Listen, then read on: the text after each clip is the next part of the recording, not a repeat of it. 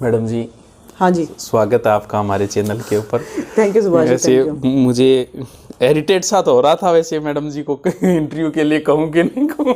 नहीं, ऐसा कुछ ही नहीं है। इंटरव्यू क्या मतलब, it's an interaction, it's a pleasure to see you here. और आप इतनी दूर समय निकाल के उसके लिए थैंक यू सुभाष सर। और आपको बहुत बहुत बधाई पहली रैंक के लिए madam ji. Thank you Subhash sir, thank वैसे यू। आपने योगदान तो सर आपका भी है, 2-4 वीडियो तो मैंने आपके भी देखे हैं।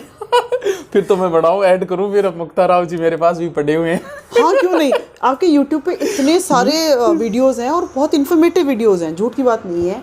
और इनफैक्ट RAS की जर्नी बहुत लंबी है, उसमें हम बहुत सारे वीडियोस देखते हैं। विकास देवी कीर्ति सर के भी देखे, मैंने स्टडी आई की, आपके भी देखे, स्प्रिंग बोर्ड के भी देखे। तो इसका मतलब ये है कि ज्ञान तो जहाँ से मिल जाए वहाँ से अच्छा। और आप जिस शैली में पढ़ाते हो वो शैली मुझे बहुत पसंद है। आप बिल्कुल कनेक्ट करते हो मिट्टी की खुशबू से, तो इसलिए आपसे जब पहली बार बात हुई तब आपने बताया था जीके के मेरे वाले ट्रिक बता रहे थे, जल्दी जल्दी जल्दी। हाँ, बहुत पढ़ रखा है मैडम जी आपने।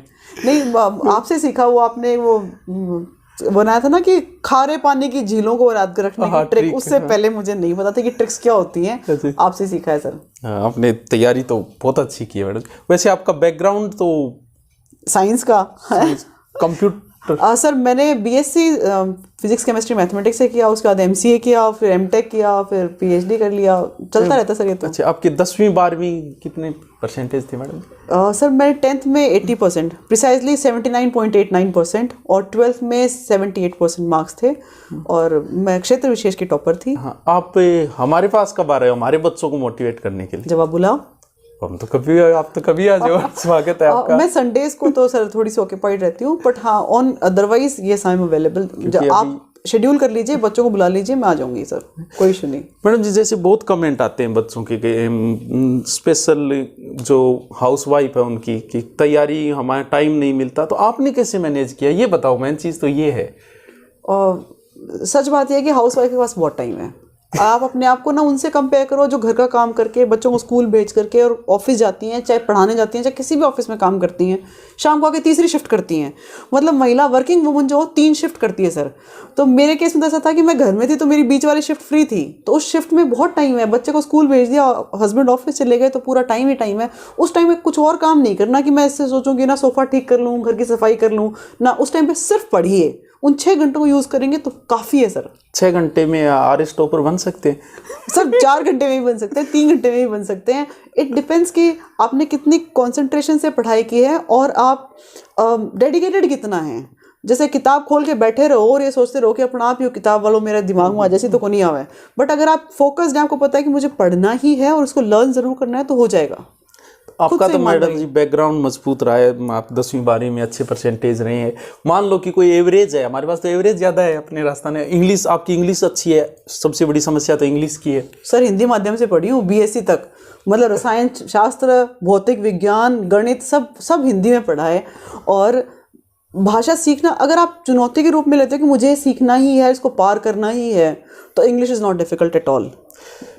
सबसे पहले जैसे अभी जो BA कर रहे हैं, BSc कर रहे हैं, उनके दिमाग में सबसे पहले जब कोई कंपटीशन नहीं दिया तब तक उनके दिमाग में RS चलता रहता है। आपकी वैसे चलता था या फिर? ईमानदारी की बात बता दूं तो 7वीं क्लास में मैं बीमार हुई। पिताजी एक फैमिली डॉक्टर के पास ले गए। उनको हम ताऊ जी बोलते थे, तो मोगा मंडी ताऊ जी नाम है उनका। उन ताऊ जी ने ठीक करने लगा डॉक्टर बनूंगी। 8वीं क्लास की छुट्टियों में ननिहाल गई, तो वहाँ से ऊपर से एरोप्लेन के जाने का रास्ता था वो, मतलब दिल्ली से बैंगलोर या दिल्ली से बॉम्बे वाले रूट में पड़ता है। तो सोते सोते ऊपर से आकाश से जाते हुए देखती थी, सोचती थी पायलट बनेंगे। इसका मतलब ये है कि विद एवरी ईयर आपके ख्वाब चेंज होते हैं, है ना। जिन लोगों से आप मिलते हो तो आपकी पर्सनैलिटी में एक नया आयाम जुड़ जाता है। एक 10वीं क्लास की परीक्षा देने के बाद में एक भाई साहब से मिली, मामा के बेटे, उनकी कैलिफोर्निया में जॉब लगी थी TCS में, उन्होंने MCA किया था। तब तक मैं सोचती थी कि कुछ सरकारी में काम करेंगे, RS बनेंगे टाइप्स कुछ। तो पर उनसे मिलने के बाद लगा कि MCA कर लेते हैं। MCA में इतना अच्छा पैसा, इतनी अच्छी रेस्पेक्ट है और विदेश जाने का मौका मिलेगा, तो एक गोल ले लिया, MCA कर लिया। तो मैं सबको ये कहना चाहती हूँ, गोल्स आपके चेंज होते रहते हैं। बचपन में तो बहुत सारे चेंज होते हैं, लेकिन जब तक आप ग्रेजुएट होते हैं तब तक क्या होता है कि आपको अपनी परिस्थिति का और आपको आपके बारे में लोगों को क्या एक्सपेक्टेशन है, फैमिली क्या एक्सपेक्टेशन है, जिम्मेदारियाँ क्या क्या, उनका एहसास हो जाता है। तो यदि आपको फैमिली सपोर्ट कर सकती है, आप आगे पढ़ सकते हैं, तो RS बनिए, बिल्कुल बुराई नहीं है, ज़रूर ज़रूर तैयारी करें, अपने आप को झोंक दें 2 साल के लिए। लेकिन यदि आपकी परिस्थिति ऐसी है कि आपको इमीडिएटली एक जॉब चाहिए, तो जो भी पहली वैकेंसी आए उसका अच्छे से फॉर्म भरें, अच्छी तैयारी करें, उसको जीतें ताकि आपकी जॉब सिक्योर हो जाए, और फिर आदमी आरएस की तैयारी कीजिए। आरएस बनना अल्टीमेट लक्ष्य आपने डिसाइड किया है तो ज़रूर कीजिए। सीधा आरएस ना करके पहले कुछ सर डिपेंड करता है, जैसे जो फैमिली अच्छे बैकग्राउंड से हैं, जिनको लगता है कि पापा सपोर्ट दे सकते हैं, नहीं बापू के लंगर में खास कहाँ 2 साल, बिल्कुल, तो बिल्कुल उधर पढ़िए। और नहीं तो पहली जॉब जो भी आ जाए उसको ज़रूर लीजिए। मतलब it's a trade off, you need to decide. तो मान लो एवरेज बच्चा हाँ जी, कितने घंटे करके कर सकता है जुगाड़? मैं एवरेज और मेरे बारे में जो आपने पहले से पहले सवाल पूछा था ना पहले से जो आपने कहा ना कि इंटेलिजेंट थे, सर इंटेलिजेंस सबने बराबर दिया। 8 होंस का दिमाग है, आप में भी है, मुझ में भी है, देखने वाले सुनने वाले सब में है। नहीं मैडम, फर्क तो होता है, एक तो एक बार पढ़ा हुआ याद रह जाता है, कुछ को 3 बार बताना पड़ता है, तो फर्क तो कुछ तो हो। पता नहीं, शायद मैं इस बात में बिलीव थोड़ा कम करती हूँ। मैं सोचती हूँ कि अगर आपने ठान लिया कि मुझे करना ही है, तो हो सकता है कि 3 घंटे की बजाय 4.5 घंटे लग जाएंगे, लेकिन याद तो ज़रूर होगा। ठीक है, और क्षमताएं सबकी बराबर। हमने बचपन में शायद उनको अच्छे से घिसा नहीं उन सारे न्यूरॉन्स को, इसलिए हो सकता है कि कोई एवरेज रह गया और कोई टॉपर हो गया। मैं टॉपर नहीं थी पहले। मैं सबको ये कहना चाहती हूँ कि जो मैंने स्कूल में पढ़ा वो मेरे यहाँ काम में नहीं आया, आते तो भूल गई सर। 96 में 10th पढ़ा था, 96 में 10th पास करके सब छोड़ दिया था ह्यूमैनिटीज़। मैंने सब कुछ स्क्रैच से पढ़ा है, आपको कम से कम कुछ याद तो है। तो अपने आप को ये समझिए आप मुझसे अच्छी स्थिति में हैं, और शुरू कीजिए। एक बार जब गांठ बांध ली ना कि ये तब खोलूंगा जब मैं आरएस बन जाऊंगा, तो पक्की बात आपकी गांठ अच्छे से खुलेगी।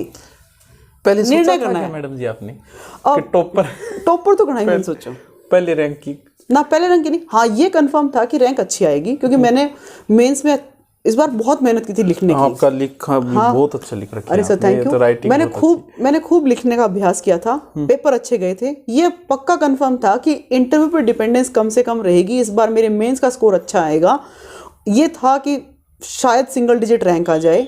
फर्स्ट के लिए नहीं सोचा था, क्योंकि इट्स रिलेटिव। मेरे से अच्छा किसी और ने नहीं किया, इसकी क्या गारंटी है सर? मैं खुद की गारंटी ले सकती हूँ, मैंने अच्छा किया है तो ठीक हो गया। तो आप तो लाइन दूसरी थी यहाँ पे तुरंत ही जीके, क्योंकि आरएस बनना मतलब जीके में ध्यान देना सबसे जरूरी। तो बिल्कुल कैसे मजबूत किया आपने फिर? सर करत करत अभ्यास के जड़मती होत सुजान, रसरी आवाज जाती सिर में परत निशान, क्या फर्क पड़ गया। फिर भी जीके वो भी राजस्थान जीके, मतलब 3 महीने तक तो यही समझ में नहीं आता मेवाड़ कहाँ है मारवाड़ का। अरे नहीं सर बहुत इंटरेस्टिंग है सीरियसली। अगर ये सोच लेते ना कि इंटरेस्टिंग है तो इंटरेस्ट आना शुरू हो जाता है, और ये सोच लिया ओहो मैं यो के पढ़ रहे हूँ, तब गड़बड़ जाती है। तो पहले एटीट्यूड पॉजिटिव कीजिए कि मुझे पढ़ना है और सबको इंटरेस्ट आता है तो मुझे भी आएगा। तो मैंने तो ये सोच के शुरुआत की थी कि जब लोग बोलते हैं मेवाड़ और मारवाड़ तो मुझे क्यों नहीं पता होना चाहिए, मैं इसी भूमि में पैदा हुई हूँ। तो ऐसे करके मैंने पढ़ाई शुरू की तो हो गया सर। आपको सूचना किसने दी सबसे पहले? मैडम सबसे पहले तो we were all waiting online, तो ना मेरा बेटा यहाँ आके टीवी देख रहा था, उसमें रहा था कि आने वाला है रिजल्ट, और मैंने वहाँ पीडीएफ डाउनलोड किया। मेरा रोल नंबर आ गया, पर मेरे हस्बैंड को यकीन नहीं हुआ। कहते एक बार मुक्ता तुम फिर से अपना रोल नंबर डाउनलोड करो। तो मैंने अपना एडमिट कार्ड दोबारा डाउनलोड किया, फिर रोल नंबर मैच किया। तब तक तो टीवी में फ्लैश हो रहा था झुंझुनू की मुक्ता राव बनी टॉपर। तो my son started shouting mamma you are the topper, you are the topper. So it's my son who told me for the first time, और रियलाइज तो मुझे भी हो गया था कि मेरा रोल नंबर दिख रहा है मुझे। तो सब जैसे फ़ोन तो बहुत आते हैं, आए होंगे, अब भी चल रहे होंगे, फिर भी किसी का ऐसे यादगार फ़ोन की इन्होंने बहुत अच्छी बात बोली, कोई ऐसा? किस का मतलब, तो अभी तो याद करो तो ना वो एक झकझोर देने वाला पल था। जैसे आप बाड़मेर में खड़े हो या जैसलमेर में खड़े हो और अचानक समुद्र का पानी आ जाए, इतने सारे फोन आए। तो नंबर कहाँ से मिल गई इतने कम टाइम में? अजीब सी बात है शायद, पर शायद आजकल ना सोशल मीडिया बहुत एक्टिव है। मैं बहुत सारे ग्रुप्स में भी थी, इंटरव्यू की तैयारी के लिए भी, मेंस की तैयारी के लिए भी, वहाँ से नंबर आ गया। और कुछ बहुत सारे फ्रेंड्स थे जिन्होंने कह दिया कि मुक्ता कॉन्ग्रेचुलेशंस, तो उस हिसाब से भी तो हमने तो नहीं किया, क्योंकि हम तो ये सोचते हैं क्या पता हमें जानते हैं कि नहीं जानते आरएस टॉपर। ऐसा कुछ ही नहीं है, मैं आप लोगों के बीच में से आई हूँ, आप लोगों के बीच में से बनी हूँ, और इनफैक्ट खुशी होती है आप भी फोन करते। भूल गए आप, है ना, नंबर नहीं था, कोई बात नहीं, अब आप आ गए हो तो नहीं, हमने तो ये क्षतिपूर्ति हो गई। क्या कि वो एक दौर अलग सा हो जाता है, क्योंकि हम भी थोड़ी कोचिंग लाइन से जुड़े हुए, जब फ़ोन करते हैं क्या पता आगे वाला ये सोचे कि अपने ऐड के चक्करों में होगा, क्योंकि इसलिए नहीं करते कभी किसी को। सर मैं बहुत ही सरल व्यक्ति हूँ सीरियसली, जो आते हैं उन सभी का वेलकम। नहीं, वो तो हमने आपका व्यवहार देख लिया, आपने पहली बार बात की तभी हम चल के आए। बहुत अच्छा व्यवहार है मैडम जी आपका। और आप आगे अब ये बताइए कि अब आरएस मैन वालों को थोड़ा सा गाइड करो, कुछ क्या करना चाहिए, अब 2 महीने बचे उनके लिए। मैं भी पहले तो, अब तो आप उनके लिए क्या कुछ कर रखा है क्या आपने अपने चैनल पे खुद से बना रखा है? मैं सम्यक में ना ऑनलाइन उनको टेस्ट के सॉल्यूशंस प्रोवाइड करती हूँ, लिखती हूँ मैं खुद आंसर्स बैठ करके, तो उनके जितने भी वीडियोस हैं वो मेरे चैनल पे भी डालती हूँ। तो कोई टेलीग्राम वगैरह और टेलीग्राम चैनल पे मैं उनके आंसर्स शो कर देती हूँ कि भाई ना किस क्वेश्चन को कैसे अटेम्प्ट किया जाना चाहिए। अगेन ए डिस्क्लेमर, मैं बेस्ट आंसर्स नहीं लिखती, मेरी जो बेस्ट कैपेसिटी है उसमें आंसर लिखने की कोशिश करती हूँ। हाँ, मैं फिर भी यदि किसी को चाहिए कि आंसर राइटिंग कुछ और सेशंस चाहिए तो दैट आई कैन मेक। और दूसरा, मेंस बिल्कुल राउंड द कॉर्नर है। मेंस में लीड लेने का क्या तरीका है, लेखन का अभ्यास कीजिए। आपका पेपर 2 घंटे 55 मिनट में पूरा हो पाए ऐसा टारगेट लेके चलिए। 5 मिनट आपको स्पेयर ज़रूर करने हैं। आपको सारे कंटेंट को खिचड़ी बना करके नहीं रखना है, आपको कंटेंट को ऑर्गेनाइज करके प्रेजेंट करना है। यानी एग्जामिनर को कॉपी देखते लगे वाह क्या कॉपी है, ऐसे नहीं हो कि वो तो आपकी राइटिंग सुंदर है, जिसकी राइटिंग सुंदर नहीं है वो क्या करे? नहीं सर, प्रेजेंटेशन के तरीके का मतलब ये है कि सिस्टमैटिक लिखिए, एक के नीचे एक लिखिए, बुलेट बनाइए, फ्लो चार्ट्स बनाइए, चीज़ों को सजा के ढंग से प्रेजेंट कीजिए। एग्जामिनर को जोर कम आएगा तो उसके हाथ से बहुत नंबर छूटेंगे। ये this is what is important. शुरुआत में मैंने आपका इंटरव्यू देखा और आपको पता है थोड़ा सा ट्रोल हो गए थे आप उसमें, तब मुझे लगा कि आपको राजस्थान जीके का थोड़ा कम नॉलेज था, या फिर कम था, या फिर मुझे लगा देख के। सर, जो राजस्थान के संत हैं उनसे रिलेटेड एक सवाल मुझसे पूछा गया था और मुझे सीरियसली उस टाइम तक नहीं पता था राजस्थान के संतों के बारे में, क्योंकि जिस प्रकार का मेरा एक्यूमन रहा है, मैं थोड़ी मतलब कम ऐसी जगहों पे गई हूँ। हाँ, फिर आपका यदि आपका एक्सपोजर रहता, जैसे मैं अगर जाती रामदेव राज घूमने के लिए तो मैं शायद कह सकती थी कि रामदेव जी की महिमा ये है। सिर्फ किताबी ज्ञान था। अच्छा। तो किताबी ज्ञान उस टाइम मिस हो गया और इनफैक्ट लोगों ने ट्रोल किया, कोई बात नहीं, कर दीजिए, ये तो चलता रहता है, it's a part and parcel of life, मुझे कोई फर्क ही नहीं पड़ता। पर उससे कहीं ज्यादा मुझे स्नेह दिया और स्नेह के लिए मैं आभारी हूँ। ये तो है ही। वो तो क्या बच्चे है कुछ, वो तेजा जी का जन्म साल था। हाँ। उसके लिए पूछा गया था कि नागौर में। मैंने सोचा मैडम जी को राजस्थान जी के कम आता है। फिर आप इंग्लिश में ज्यादा बोल रहे थे, वो मैडम जी दूसरी लाइन है फिर कोई, अब पता चला आपकी तो पूरी कंप्यूटर लाइन थोड़ी सी अलग होगी, पूरा ही अलग हो गया ना। ये 13-14 साल काम करने के बाद ऐसे लगता है कि थोड़ा तो डिफरेंस है। और इंजीनियरिंग के बच्चों को भी पढ़ाया तो भी थोड़ा। वो एक दिन बच्चे कह रहे थे ऑफलाइन, बोल सर ऐसे कैसे, ऐसे का तो पता नहीं, बाकी अब SDM है। ऐसा कुछ ही नहीं है। कोई जरूरी एक तो वो पूछो काली बाई पूछो जना, मैं डाली बाई बता दियो, जाने डाली बाई पूछो जना काली बाई बता दियो। ये हो गया था उल्टा आपसे। कोई बात को नहीं, बाई को नाम भूल गई तो भूल गई। हाँ तो फिर भी आप तो SDM हो, भूल गए, अब कौन पूछेगा। नहीं, पर अपनी संस्कृति का ज्ञान होना चाहिए। उसके बाद मैंने उसको पढ़ा सीरियसली और अपनी एरर को भी मैंने तो आपका सबसे मजबूत पक्ष कौन सा था इन सारे विषयों के अंदर सबसे अच्छा? मुझे साइंस एंड टेक्नोलॉजी ठीक लगता है, वो मेरा ठीक था। पेपर 4 मैंने बहुत मेहनत की हिंदी और इंग्लिश राइटिंग में। हाँ, हिंदी इंग्लिश भी 138 नंबर आए मेरे उसमें। अब तो कॉपी भी आने वाली है। अच्छा, RS के लिए मैं सभी को ये कहना चाहती हूँ जिनको लगता है कि ना RS सिर्फ राजस्थान है। नहीं, राजस्थान का कंटेंट कितना % है? पहले दूसरे तीसरे पेपर में 33%। हाँ, कम। तो ओवरऑल 25% भी नहीं है। तो यदि आप ये सोचते हो कि RS का मतलब सिर्फ राजस्थान का इतिहास, कला, संस्कृति या राजस्थान की इकोनॉमिक्स पढ़ूंगा, तो आप गलत सोच रहे हो। आपको उससे कहीं ज़्यादा पढ़ना पड़ेगा इंडिया का general, public administration, polity, sociology, इनके अलावा ये जो बजट, लेखांकन, अंकेक्षण, ये सब कुछ पढ़ना पड़ता है। वो उसका पोर्शन ज़्यादा है। और 25% तो लैंग्वेज ही है, हिंदी और इंग्लिश। तो कोचिंग ज़रूरी है?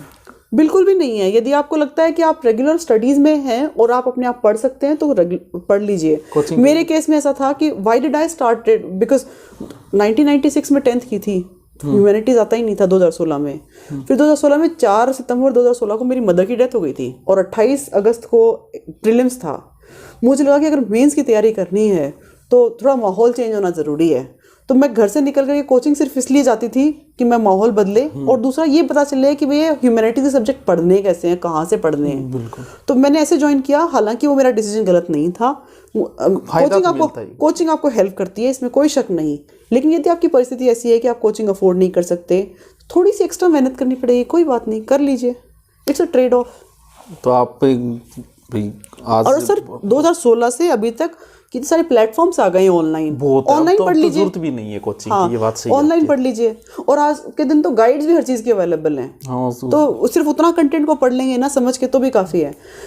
आरएस में वो जीतेगा जिसका लेखन का अभ्यास अच्छा है। तो प्लीज़ खूब लिखिए, ये मेरी आप सब लोगों को अभी भी गुजारिश है। अभी भी शुरू नहीं किया है तो कम से कम 2-3 मॉक टेस्ट सीरीज ज्वाइन कीजिए, और नहीं तो टेलीग्राम पे इतने सारे क्वेश्चन पेपर घूमते रहते हैं सर, उनको डाउनलोड कर लो, प्रिंट आउट निकालो, लेकिन लिखो, उत्तर लिखो। आपको आज तो पूरा राजस्थान आपको आदर्श मानता है, स्पेशल महिलाओं में भी एक अलग संचार भाव हुआ है कि ईश्वर की कृपा है सर, और कुछ आप नहीं। कुछ कहना चाहोगे अपनी छोटी बहनों को? सिर्फ ये कि अपने सपनों को ऐसे मत सोचिए कि आप माँ बन गए हैं तो आप अपने सपनों को नहीं आगे बढ़ा सकते हैं, आपकी शादी हो गई है तो नहीं कर सकते, आप बेटी हैं इसलिए कुछ नहीं कर पाएंगे, नहीं। ईश्वर ने आपको इस लायक बनाया है। आपने अगर ग्रेजुएशन की है तो प्लीज़ आगे बढ़िए, अपने सपनों को साकार कीजिए, कभी भी मेहनत शुरू कर लीजिए, मेहनत का परिणाम आपको ज़रूर मिलेगा। और हारिए मत, मतलब संघर्षरत रहिए, हारा वही जो लड़ा नहीं। तो प्लीज़ आपको लड़ना बहुत ज़रूरी है। मैं इस बात को स्ट्रांगली बिलीव करती हूँ कि मन के हारे हार है, मन के जीते जीत। मन से स्ट्रांग रहेंगे तो आप कुछ भी कर सकते हैं। सहसवार ही गिरते हैं मैदान जंग में, वो तिल्फ क्या गिरे जो घुटनों के बल चले। मैडम जी आप भी शायरी, आप तो मुझे कह रहे थे सर आप शायरी करते हो, शायरी तो आप भी सर इससे बड़ा कोई मोटिवेशनल मुझे लगता है कोई शेर है ही नहीं, ये तो शायद हर एक बच्चे को पता है। ये तो है। तो मैडम जी आपसे बहुत अच्छा लगा हमें मिलके, और आप अब भी आप मतलब जमीन से जुड़ा हुआ जिसे कहते हैं ना, सच में आप वैसे हो। आपके अंदर कोई ईगो नहीं है कि आप आरएस टॉप हुए हो और आप हमारे साथ नॉर्मल बैठे हो कितनी देर से। ईगो की क्या बात है सर, मतलब मेरे लिए तो आप गुरुतुल्य हैं, मैं तो आपको मतलब सीरियसली प्रणाम करती हूँ, इससे फर्क नहीं पड़ता। ये मैडम जी आपका बड़प्पन है जो आप कह रहे हो, बाकी हाँ ठीक है, वही बात है, कहीं ना कहीं योगदान थोड़ा बहुत सर सभी का है, सभी का। अब जैसे कोई बच्चा आपसे कुछ सीखेगा तो आपका हमेशा एक गुरु के हिसाब से आपका आदर करेगा जब भी आप मिलोगे। ये है आज भी बच्चों के अंदर बहुत प्रेम है, और आपको भी फैन फॉलोइंग बहुत अच्छी हो रही है पूरे राजस्थान हाँ के अंदर। बहुत स्नेह मिल रहा है सीरियसली। कभी कभी लगता है इतने सारे स्नेह के बदले में उनको मैं दे क्या पा रही हूँ, मुझे लगता है मुझे और टाइम देने की ज़रूरत है। अभी कुछ समय से व्यस्त चल रही हूँ, I am so sorry for that. पक्का मैं आपके लिए कुछ और नया कंटेंट लेकर के आऊँगी, और नहीं तो ज़रूर मोटिवेट करूँगी।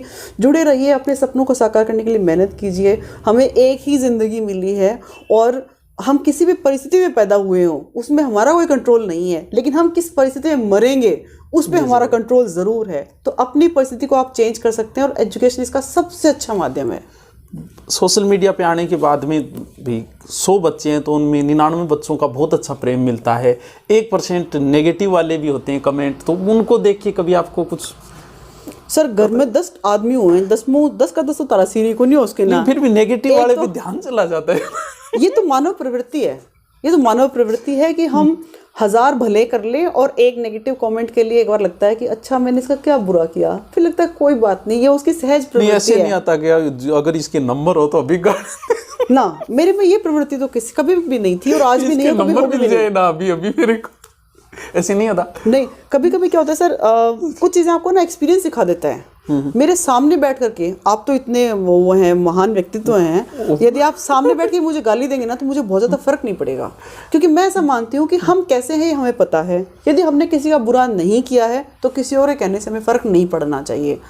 कुछ तो लोग कहेंगे, लोगों का काम है कहना, कहने दीजिए, कोई बात नहीं। आप अपने कर्म अच्छे कीजिए, सदकर्मों का परिणाम आपको जरूर मिलेगा। ये तो सही है बस, तो इसलिए क्या फर्क पड़ता है। तो आप बिना अड्डी की जुबान हिल जाती है लोगों की। नहीं, आप क्षमा वीरस्य भूषणम छोड़ दीजिए पीछे। जैसे आरएस में भी और भी सिलेक्ट हुए हैं, और मुझे नहीं पता और कोई यूट्यूब पे गाइड कर रहा है कि नहीं, लेकिन आप गाइड कर रहे हो, बहुत अच्छी बात है मैडम जी। आपको सर टाइम मिला, मौका मिला तो कर दिया। गाइड करते रहो, हमेशा करते रहो, आप कुछ ना कुछ आपको इतना प्रेम मिलेगा कि जब पता चल जाएगा ना कहीं कि आप आए में हो, फिर देखना आप। सर ये तो है, कहीं से भी जाती हूँ, किसी भी स्टोर में घुसती हूँ तो भी कोई न कोई जान जाता है, तो लगता कई बार तो हेरिटेज से हो जाती है, कई बार लगता है कि देखो यहाँ भी मेरे जान नहीं कोई बात नहीं, तो स्नेह है सर। नहीं, आपको बहुत स्नेह मिलेगा मैडम जी। आप बस गाइड करते रहना बच्चों को, क्योंकि ये हम तो कर ही रहे हैं, लेकिन आपको एक्सपीरियंस है आरएस मैन का, आरएस टॉप का, इंटरव्यू का। आपके इंटरव्यू में मैडम जी कौन कौन से प्रश्न पूछे, अगर आप जल्दबाजी थोड़ा सा याद हो तो? बोला था, बहुत सारे थे। शुरुआत तो उन्होंने सिर्फ इसी से की, या फिर उनको पता ही था कि